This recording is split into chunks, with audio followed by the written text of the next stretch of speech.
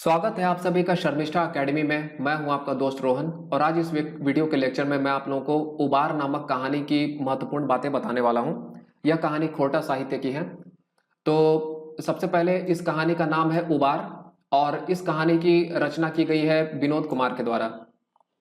इसमें हम लोग पात्र को कंसिडर कर लेते हैं। यहाँ पर बिहारी के पिता का नाम है झबरू और साहूकार के बेटे का नाम है बीरू। झबरू के पुत्र का नाम है बिहारी। यही महत्वपूर्ण कैरेक्टर्स हैं। तो हम लोग शुरू करते हैं। पूरे गांव में झबरू एक गरीब किसान है।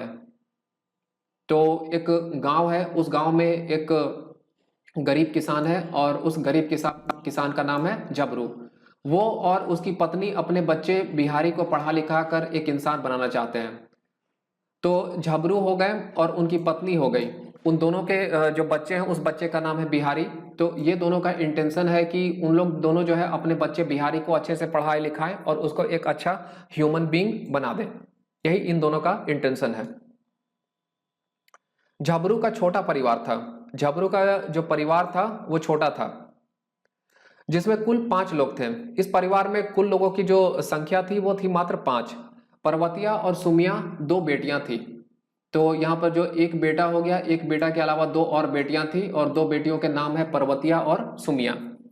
बिहारी के दोस्त दिनेश, प्रेम और बिरजू कॉलेज जाते थे। तो बिहारी के जो अब दोस्त हो गए, उन दोस्त के क्या नाम है? तो उनके नाम है दिनेश, प्रेम और बिरजू।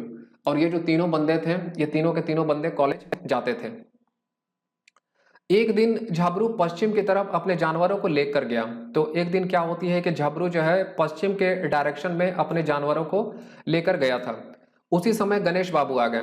तो उसी समय एक व्यक्ति आ गए जिनका नाम है गणेश बाबू और उसे बोले कि अपने जानवरों को संभाल कर लाओ। और उन्होंने झबरू को बोला कि तुम जो है अपने जानवरों को इधर लेकर आते हो तो तुम इन जानवरों को संभाल कर लाओ, अच्छे से लेकर आओ, मतलब देख कर इनको लाओ। कल तुम्हारा बैल मेरे गेहूं को खा गया था। यहाँ पर गणेश बाबू ने झबरू को बोला कि तुम्हारा जो बैल है वो मेरे गेहूं को खा गया था। ये आरोप लगाया गया गणेश बाबू के द्वारा झबरू पर। इस बात से झबरू ने इनकार किया, लेकिन झबरू ने इनकार कर दिया इस बात से कि नहीं, इस तरह की बात नहीं है, कुछ इस तरह की चीज नहीं हुई है। गणेश बाबू और झबरू के बीच हुई बात की जानकारी बीरू और महेश बाबू को हो जाती है। अब यहाँ पर गणेश बाबू और झबरू के बीच में जो यहाँ पर अभी बात हुई, जो हल्की फुल्की जो बात हुई, इस बात की जानकारी 2 और व्यक्तियों की हो जाती है जिनके नाम है बीरू और महेश।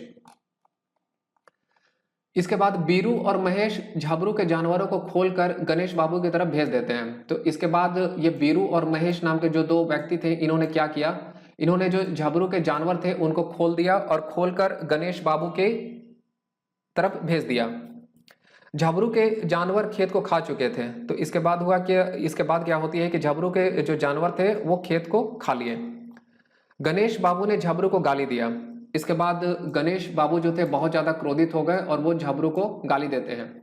इसके साथ ही उस पर पंचायत में केस कर दिया गया और इसके साथ में गाली देने के बाद क्या होती है कि झबरू के खिलाफ पंचायत में केस कर दी जाती है। झबरू पर गुनाह साबित हो गया और झबरू पर जो आरोप लगाए गए थे वो आरोप जो है वो साबित हो जाते हैं। झबरू पे गुनाह जो है साबित हो जाती है और उसने 200 रुपया का जुर्माना दिया। उसके बाद जुर्माने के रूप में उसे 200 रुपये देने पड़ दिया झबरू को।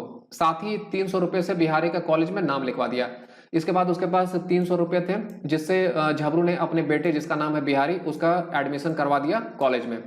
कॉलेज के 3 वर्षों के बाद बिहारी के पिता की मृत्यु हो जाती है। तो बिहारी जब कॉलेज में था 3 साल तक, तो 3 साल के बाद उसके जो पिता थे उसके पिता की मृत्यु हो जाती है।